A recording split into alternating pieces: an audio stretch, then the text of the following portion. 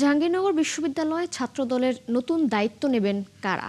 সংশ্লিষ্টদের ভাবনা, ক্লিন ইমেজধারী, সাংগঠনিকভাবে দক্ষ, ত্যাগী ও ক্যাম্পাস স্থিতিশীল রাখতে পারবে এমন নেতাদের মূল্যায়ন করে আসতে পারে নতুন নেতৃত্ব।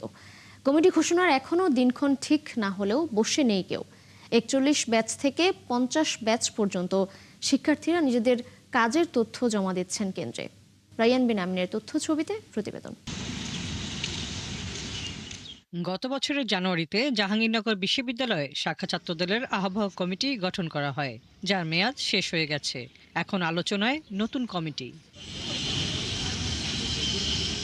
কারা আসতে পারেন শীর্ষ পদে তা নিয়ে চলছে জল্পনা।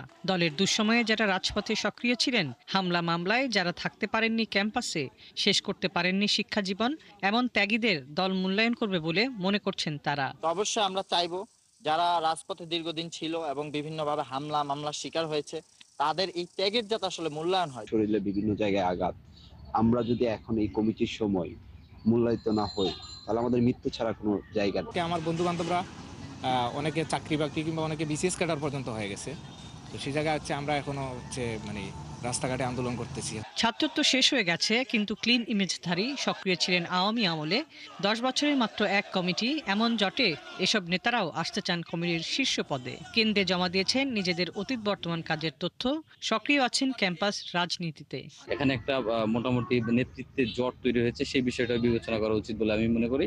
আগামীর যে কমিটি হবে, সেই কমিটি অবশ্যই যেন যারা পরীক্ষিত, ত্যাগী এবং নির্যাতিত, তাদের নিয়ে যেন কমিটি গঠন হয়। এদিকে ছাত্রদলের রাজনীতির সাথে যুক্ত শিক্ষার্থীরা মনে করছেন, রাজপথে পরীক্ষিত ও নতুনদের মিছিলে হওয়া কমিটিই পারবে সুস্থ রাজনীতির ধারা বজায় রেখে সুন্দর ক্যাম্পাস উপহার দিতে। আমাদের যারা সাবেকরা আছেন, তাদের আত্মত্যাগ, তাদের ত্যাগের জন্যই আজকে জাহাঙ্গীরনগর বিশ্ববিদ্যালয় ছাত্রদল এত দূর এসেছে। ছাত্রদল টিকে আছে মূলত তাদের জন্য। আবার বর্তমান শিক্ষার্থীরা বলতে পারেন ছাত্রদলের প্রাণ। সাবেক এবং বর্তমানের যে কম্বিনেশন, এই জিনিসটা একসাথে করলে আমার পার্সোনালি মনে হয় ভালো হবে। আর বিশ্ববিদ্যালয়ের বিএনপিপন্থী শিক্ষকরা বলছেন, সহাবস্থানের রাজনীতির চর্চা, শিক্ষার্থীদের সাথে যোগাযোগ এবং প্রযুক্তিতে দক্ষতা, এমন বৈশিষ্ট্য সম্পন্নদের গুরুত্ব দিতে বলা হয়েছে কেন্দ্র থেকে।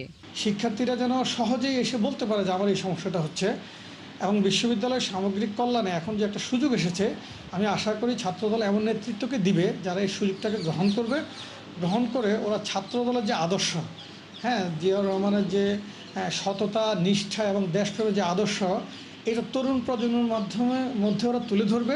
জাকসু নির্বাচনে ছাত্রদলের পরাজয়ে অন্যতম প্রধান কারণ ছিল শীর্ষ নেতাদের মধ্যে সমন্বয়হীনতা এবং শিক্ষার্থীদের সাথে সংযোগ না থাকা। বর্তমানে ক্যাম্পাসে চলছে 54তম ব্যাচ। ফলে শিক্ষাজীবন শেষ হয়েছে, কিন্তু রাজপথে পরীক্ষিত নেতৃত্ব নাকি তুলনামূলক কনিষ্ঠদের কাঁধে উঠবে যাবি ছাত্রদলের দায়িত্ব, এটাই এখন দেখার বিষয়। হাসিবা আলী বর্ণা, 71।